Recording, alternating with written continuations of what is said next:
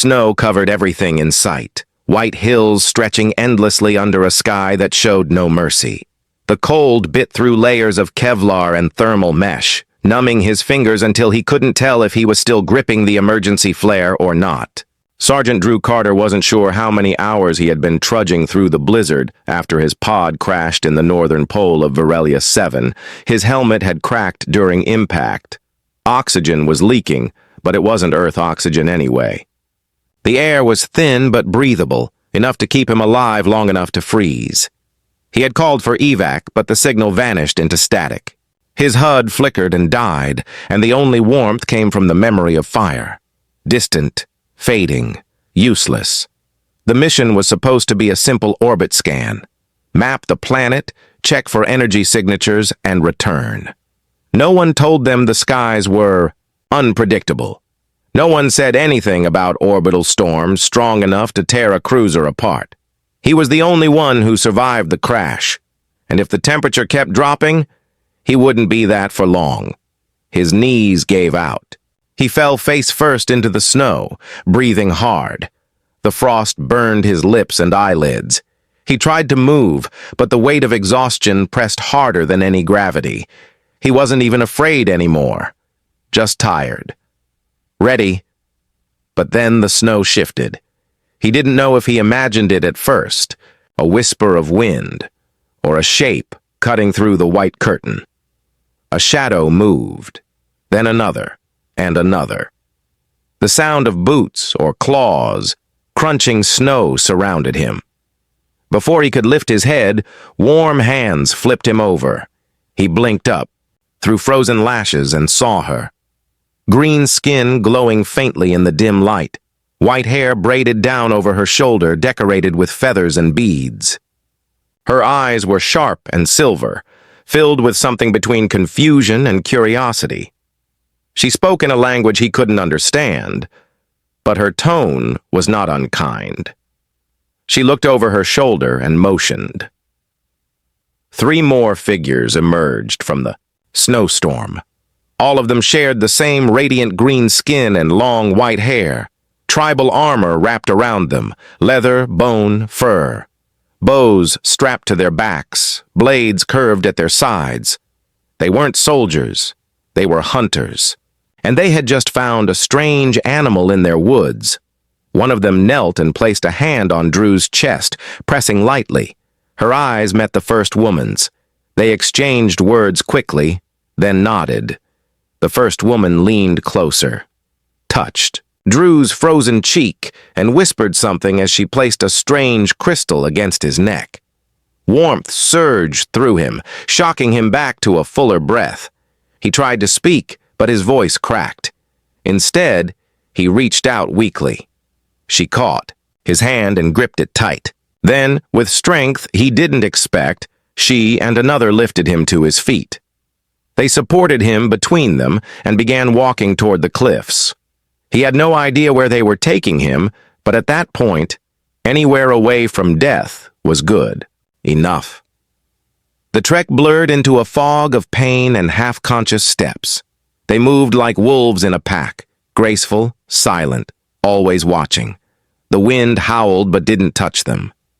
Drew felt the chill less with each step, though he wasn't sure if it was the crystal or the heat of their bodies beside him.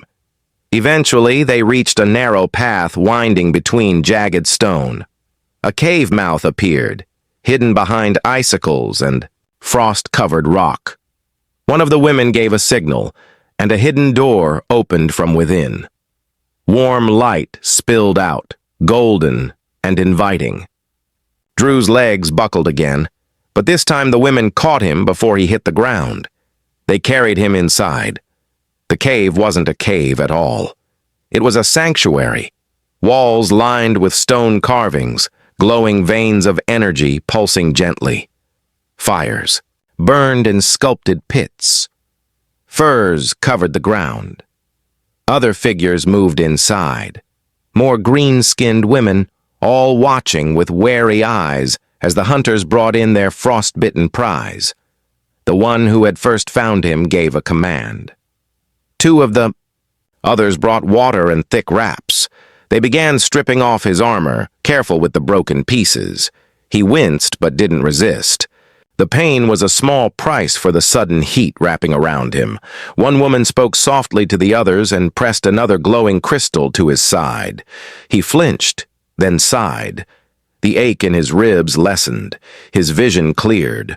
For the first time since crashing, he felt truly alive again. And as he looked at the strange alien women around him, a new thought bloomed quietly in his mind. He had been saved by a tribe no human knew existed, and now he owed his life to them. Drew opened, his eyes slowly, blinking against the warm glow of flickering firelight. A fur covering rested on him, thick and soft, unlike anything he had ever felt. His limbs still ached, but the sharp pain of cold had finally faded. He tried to sit up, but a gentle hand pressed against his chest to stop him. The green-skinned woman was there again, the one who had found him. Her expression was calm, but firm. She said something in her language and handed him a bowl filled with steaming liquid. He didn't understand her words, but he understood the gesture. With both hands, he took the bowl and drank slowly. The warmth spread through his body like sunlight. Around him, the others moved with quiet grace. They weren't just warriors. Some tended to the fire, some carved stone tools, others prepared food. This was a tribe that lived in harmony with the ice. He was the outsider here, a strange visitor from the sky. And yet, they had not treated him as an enemy. The woman who had been closest to him sat beside the fire, sharpening a curved blade. She looked younger than the rest, but something in her eyes felt ancient. Her braids swayed gently as she worked, focused and confident. He didn't know her name, but she had already saved his life twice. He pointed at himself and said, "Drew." His voice cracked slightly, but it was enough. She looked up, raised an eyebrow, then pointed at herself and spoke one word in her tongue. "Kaelri." He repeated it clumsily and she smiled, just a little. That smile felt warmer than the fire. They continued like that for some time, pointing at things, sharing words, building slow understanding. Drew learned the names of objects, gestures, and the faces around him. Kaelri seemed patient, even amused by his efforts. He had trained for alien first contact scenarios, but this was no simulation. These were no diplomats or warriors from a galactic fleet. These were survivors, hunters, people. When Drew finally stood again, his legs were unsteady but held firm. Kaelri watched him closely, nodding once. She tossed him a heavy fur coat, then motioned toward the entrance of the cave. He followed her out, stepping into a world of snow and stone under clear blue sky. The storm had passed.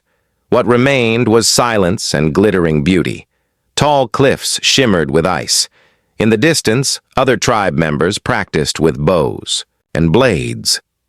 A few turned to watch him with guarded curiosity. He was still the outsider. But not unwelcome, Kaelri led him to a stone platform where animal skins were stretched and drying. She pointed at one, then handed him a stone scraper. The message was clear. If he could move, he could work. And if he could work, he could stay. Drew didn't argue. He took the tool and began to scrape. The work was rough and cold at first, but soon his body warmed to the rhythm. Kaelri joined him, showing him the proper grip and angle. They worked, side by side, exchanging glances and half-smiles. For a moment, he forgot about Earth. He forgot about the wreckage. He just worked. That night, as the tribe gathered around the fire, Drew was given a place among them. A bowl of food. A fur to sit on. It wasn't a ceremony, but it felt important. Kaelri sat beside him, speaking quietly with the others. He couldn't understand the words, but he felt the shift. He wasn't just a guest anymore. He was something more. Later, Calry took him deeper into the cavern. There were paintings on the walls, ancient, beautiful, glowing softly with mineral light. They showed battles, hunts, and strange beings with wings and ships in the sky. Drew stared at them, in awe. These people had seen others before him. Long ago, perhaps. Maybe even humans. Calry stopped before one particular image. It showed a figure in dark armor, surrounded by green warriors. The figure held fire in one hand and peace in the other. She touched the painting and then looked at Drew with intensity in her eyes. She pointed at him, then at the figure. He didn't know what it meant. A prophecy? A memory? A warning? But something in her eyes said it mattered. He placed his hand beside hers on the wall, and for a moment neither of them spoke. In that silence, something changed between them. He wasn't just a saved man now. He was part of something older, deeper, something he couldn't yet explain. The following days moved with rhythm and silence. Drew worked beside the tribe, mimicking their movements, learning their methods. He was not strong like them, nor quick, but he was determined.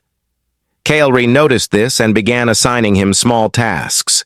The tribe watched from a distance, whispering when they thought he wasn't looking. He learned how to tie the furs properly, how to stack the firewood the way they preferred. He learned that silence was a form of respect here, and rushing was a sign of weakness. Everything was done with purpose, no step wasted, no word thrown away. Their way of life was not primitive. It was precise. Calry rarely left his side. Whether she was assigned to him or chose to be near him, Drew couldn't tell. When she laughed, it was quiet and rare, like something sacred. He found himself working harder just to hear it again. The cold no longer felt like an enemy. The snow became part of the background, no more threatening than the walls of a house. On the 5th day, Calry took him out beyond the cliffs. She carried her bow across her back and handed him a crude spear made from bone and obsidian. He took it, confused, but followed. They walked until the wind was loud and the trees grew twisted by ice. Then she pointed to the tracks in the snow. They belonged to a beast he hadn't seen before. 4 legs, heavy weight, clawed paws. She gestured, for silence crouched low and began to track it. Drew did the same, though his movements were clumsier. Every crackle beneath his boots felt too loud. Still, she didn't stop him. She watched him and nodded occasionally. The hunt was long. The beast, a pale, thick-furred creature with tusks, finally, appeared by a frozen stream. Calry didn't hesitate. She loosed an arrow so fast it was over before Drew could react. The beast fell without a sound. She turned to him, not triumphant but expectant.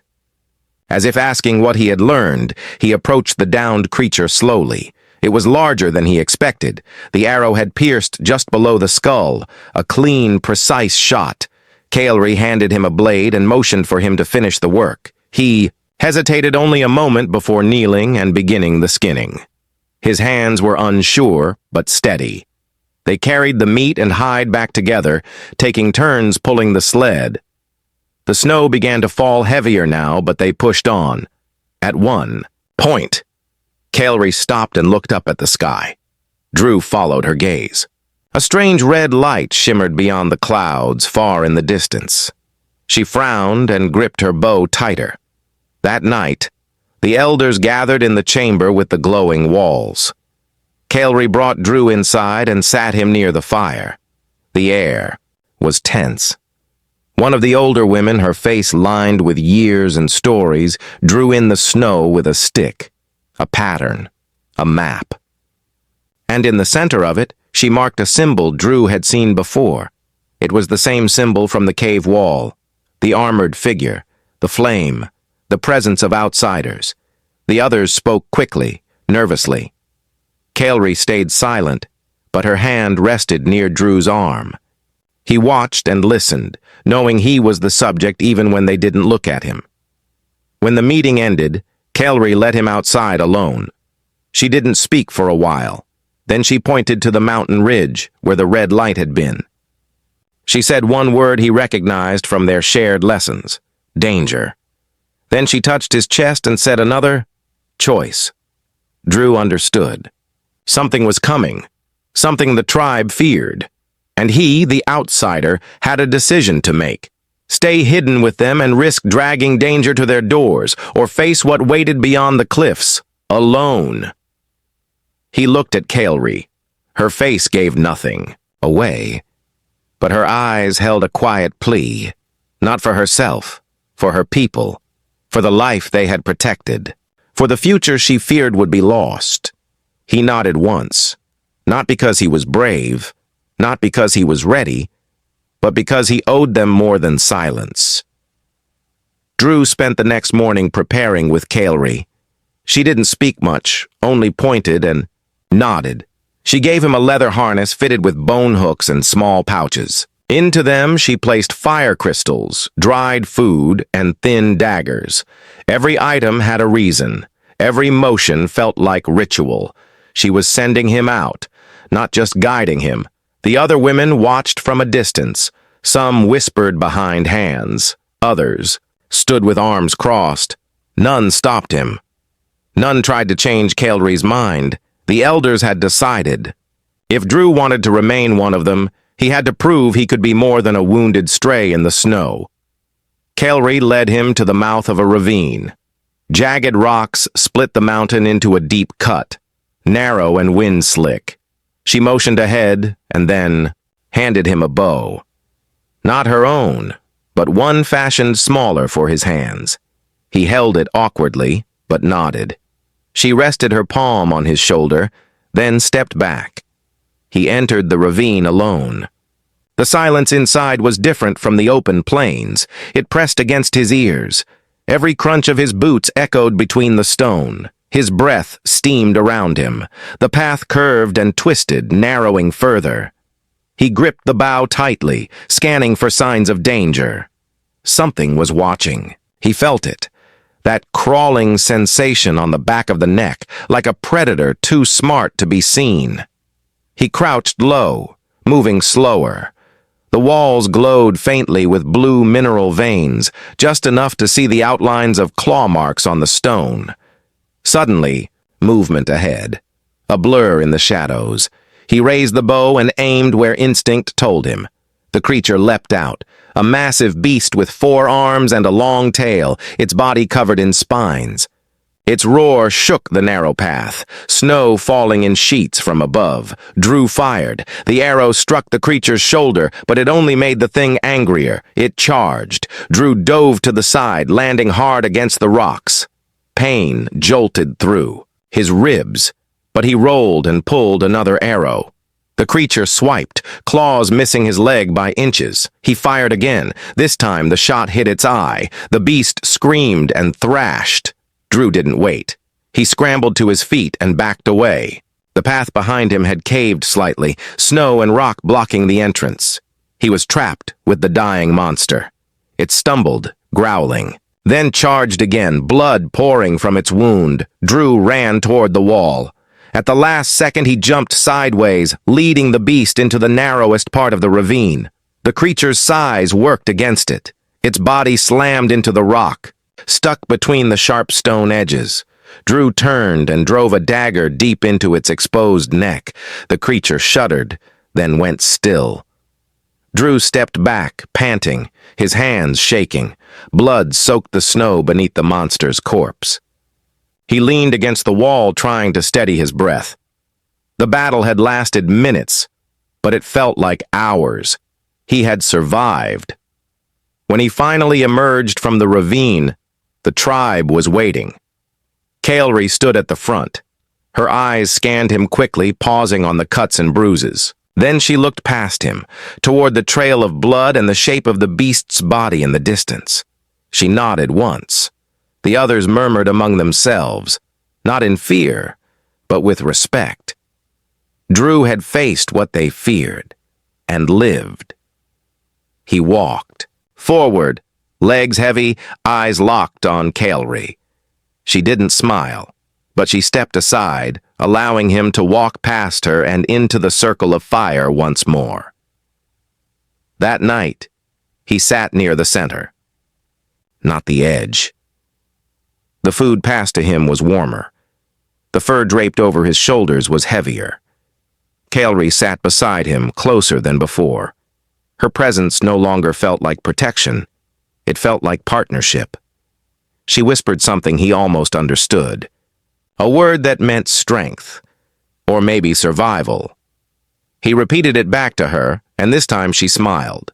The others laughed softly and tapped their fists to the ground. A sign of approval, of belonging. As the flames rose into the night sky, Drew felt something shift inside him. Not just gratitude, not just respect. It was something deeper. This frozen world was no longer foreign. It was beginning to feel like home. The next morning brought a different kind of tension. The sun had not risen fully, and already the tribe was gathering supplies. Kael'ri moved quickly between groups, issuing orders. Drew followed her, sensing the shift. Something was coming. Not just a storm. Not just a beast. Something worse. The red glow in the sky had returned, brighter than before. The elders stared at it in silence, then gestured toward the outer walls. Kael'ri brought Drew to them, pointing out the horizon where a strange black line hovered like smoke. It wasn't natural. It was technology. Drew recognized the pattern, not of the alien tribe, but of another race, human, or close enough. He'd seen those kinds of ships in old war reports. Pirates, raiders, survivors who had abandoned all law and decency. If they had followed his crash signal, they were here to take. He turned to Kael'ri and tried to explain. He drew in the snow, showing the shape of ships, the pattern of attacks. He pointed at the tribe, then mimed danger.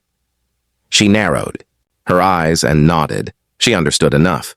The elders had feared this from the start. The women began reinforcing their defenses. Spears were sharpened, stone walls stacked higher, hidden paths covered in snow traps were reset. Drew helped where he could, working with quiet urgency. Kael'ri handed him a bow and a set of finely balanced arrows. This time, they were hers. As night approached, the sound of engines echoed over the cliffs. The tribe gathered near the cave entrance, weapons in hand. Drew stood beside Kael'ri, heart pounding. He had faced a monster in the ravine, but this was different. These weren't beasts. These were men. The first ship touched down just beyond, the stone boundary. It opened slowly, metal ramp groaning under the weight of armored boots. 3 figures stepped out. Human. Scavengers. Armed with rifles and body armor, but worn and mismatched. One of them raised a hand as if in greeting. Kael'ri didn't move. She watched silently. Drew stepped forward and called out, "This is sacred ground. Turn around." The scavengers looked at each other and laughed. One shouted back, "Found ourselves a little snow village, huh? Bet there's tech inside those rocks. Step aside, soldier boy." Drew didn't step aside. Kael'ri lifted her bow slowly. The other women followed. There was no fear in their stance, only stillness. The lead scavenger raised his rifle and aimed. Drew fired first. The arrow hit his shoulder, sending him stumbling backward. That was all it took. Chaos broke out. The raiders opened fire, but the alien women moved like wind, silent, swift, deadly. Arrows whistled through the snow. Spears struck with brutal precision. The scavengers were skilled, but they were loud and slow. The tribe overwhelmed them with pure coordination. Drew fought beside Kael'ri, dodging behind rocks, loosing arrows. With shaking hands, a blast scorched the snow beside him. He rolled, drew another arrow, and fired. One raider fell. Another tried to flank from the right, but a woman from the tribe brought him down with a curved blade. Smoke filled the air. Fire touched the snow, melting it into black slush. The last scavenger dropped his rifle and ran for the ship. Kaelri chased him down, moving like a ghost through the white. She tackled him near the ramp and brought her blade to his throat. He begged for mercy. She looked to Drew. He approached slowly. His hands were red with frost and blood. He met the scavenger's eyes, then turned to Kaelri and nodded once. She ended it quickly. No cruelty, no hesitation. Just justice. After the battle, the tribe stood among the fallen. There was no celebration, only quiet breathing and the crackle of burning wreckage. Drew looked at Kaelri. Her face was calm, but her shoulders sagged slightly. She had defended her people again, but at a cost. He helped gather the wounded. None from the tribe had fallen, but several were injured. Drew used what little medical training he had to bind wounds and check pulses. Kaelri joined him, her fingers steady even as her expression remained unreadable. That night, they sat by the fire once more. This time no one spoke. The silence wasn't fear, it was mourning. Even victory tasted bitter when blood was shed. Drew looked into the flames and felt something twist inside him. This world didn't need saving. It needed protecting. And he had made his choice. The snow fell softly the next morning, covering the battlefield like a blanket. Blood had frozen into the ground, staining it with dark memories. Drew stood silently near the wrecked ship, staring at the scorched metal and shattered helmets. He didn't feel proud. He felt changed. Kaelri approached with two other warriors. They didn't speak, but their presence was enough. Together, they dragged the broken bodies to a ridge and gave them to the wind. It was not a ritual of honor. It was a removal of poison. These men had not come for peace. They had come to take. The tribe cleaned the ground carefully, removing every trace of the raiders' presence. Drew helped without needing to be asked. He worked beside Kaelri, her movements slower than usual. He could sense her thoughts weighing heavy, but she kept her face calm as always. Later that day, the elders called for a meeting. The fire was lit higher than before, casting long shadows across the stone walls. Drew sat close, his bow across his lap. Kaelri sat beside him, her expression unreadable. One of the elders stepped forward and began to speak. She spoke of the past, of ancient battles, of other humans who had come before. Some had offered trade, others had brought war. All had left something behind. The scars of those stories still lived in their bones. And now, Drew stood in the center of their future. The elder paused, then pointed toward Drew. She spoke a word he hadn't heard before. Kaelri whispered its meaning into his ear. Bond. It was not just about trust. It was about belonging. The tribe had made their decision. He would not be a guest anymore. He would be one of them. Kaelri took his hand and stood. Together they walked to the center of the fire circle. The women surrounding them began to chant softly. Drew didn't understand the words, but he felt the weight of them. His old identity, his old world, was falling away. One of the elders painted a line of mineral dust across his forehead. Another tied a carved bone to a cord and placed it around his neck, a symbol of his place among them, a warrior, a brother, a protector. Drew stood still, his chest rising slowly, his eyes locked on Kaelri. After the ritual, the celebration began. The mood lifted like clouds parting after storm. Songs filled the cave, dances spun around the fire, meat roasted over glowing stones. Drew joined the circle, clapping in rhythm, his steps unsure but welcome. Kaelri danced beside him, her white hair catching the firelight, her smile softer than he'd ever seen. She didn't speak, but her presence said enough. She had chosen him, and he had chosen this life. They no longer needed words. As night deepened, Drew sat alone at the edge of the gathering, staring up at the stars. The cold no longer bit him. It wrapped around him like a familiar coat. He saw the constellations differently now, not as markers of distant systems, but as memories written in the sky. Kale rejoined him in silence, sitting close. She handed him a carved stone cup filled with warm liquid. He drank, the taste bitter but comforting. She leaned her head against his shoulder, and together they watched the aurora ripple above the snowy cliffs. For the first time in his life, Drew felt anchored. He had drifted for years, from one command to another, one mission to the next. But here, among people who had never seen Earth, he had found purpose. Not to conquer, not to escape, but to protect what mattered. The days after the battle felt calmer, but there was no sense of true peace. The red glow in the sky had faded, yet the elders spoke of omens in the shifting wind. Drew trained daily with Kael'ri, learning to move silently over snow and strike, without hesitation. She was relentless as a teacher, but her patience never faltered. Hunting trips became more frequent. The tribe gathered more food than usual, storing it deep in the caves. Drew noticed them also preparing weapons in greater numbers. Blades were sharpened. Arrows were tipped with metal instead of stone. The air carried a quiet urgency, as if every action was part of an unspoken plan. One evening, Kael'ri led him to a hidden tunnel at the back of the sanctuary. It sloped downward into a chamber filled with ancient carvings. The air was warmer here, lit by the soft pulse of crystal veins. In the walls, at the center stood a stone table, upon which lay an artifact unlike anything Drew had seen. It was a blade, but not of this world. Its edge shimmered faintly, as though holding the reflection of 1,000 winters. Kael'ri placed her hand on it, then gestured for him to do the same. When his fingers touched the hilt, a rush of cold fire shot through his arm. His breath caught in his throat. Kael'ri explained in her language, speaking slowly so he could follow.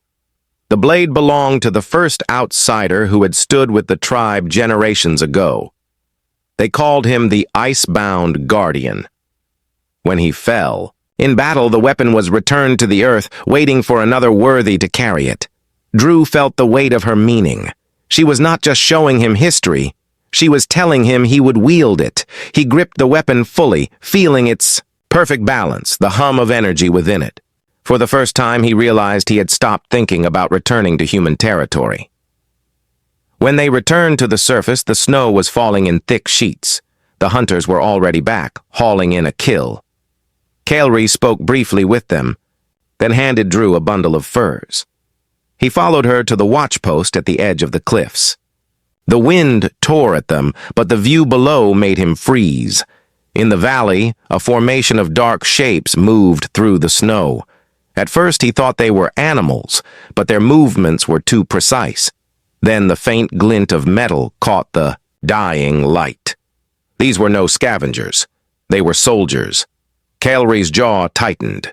She motioned for him to follow, and they returned to the elders.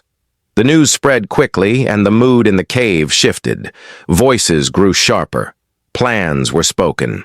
With urgency, everyone knew what this meant. The battle with the raiders had been a warning. This was the real threat. The elders divided the tribe into groups. Some would defend the entrance, others would guard the supplies. The youngest and weakest would be hidden in the deepest tunnels. Kael'ri was given command of one of the front lines. Drew stood beside her without needing to be asked. That night, as they prepared for the coming fight, Drew sat alone for a moment and looked at the blade resting across his knees. Its cold glow seemed to match the light in the sky. He thought of the man who had wielded it before him and of the promise he now carried. When Kael'ri came to him, she didn't speak. She simply placed her hand over his and gave a single nod. In that small gesture was everything: trust, duty, and the unshakable knowledge that they would face what came together. The enemy arrived at dawn, their dark armor cutting through the snowfall like moving shadows. They advanced in formation, their rifles held ready. their visors reflecting the pale light of the frozen world. Drew stood at the front beside Kael'ri, the ancient blade in his hand. The cold air stung his lungs, but his grip was steady. The first shot rang out, echoing through the cliffs. An arrow from one of the hidden hunters struck true, dropping a soldier instantly. The rest surged forward, returning fire. Snow burst into the air with every impact. Drew and Kael'ri moved together, using the rocks for cover. He swung the blade when enemies got too close, its edge cutting through armor like thin ice. The tribe fought with precision, their movements honed by centuries of survival in this land. The soldiers had numbers, but they lacked the understanding of this terrain. Traps buried beneath the snow claimed their footing. Arrows struck from unseen angles. Every step forward cost them dearly. Drew found himself in the center of the clash, the blade a blur in his hands. He felt the impact of blows on his armor, the sting of shallow cuts, but the warmth of adrenaline drowned out the pain. Kael'ri fought just ahead of him, her bow switching to blades when the enemy closed in. They moved as one, covering each other without a word. A blast from a soldier's weapon tore through the rock beside them, sending fragments into the air. Drew tackled Kael'ri aside just before a second shot scorched the ground where she had stood. She gave him a sharp nod before diving back into the fight. Around them, the snow turned dark with battle. Minutes felt like hours, but the tide began to turn. The soldiers were breaking, their formation crumbled under the relentless defense. Drew saw one of them signaling retreat, but before they could, fall back.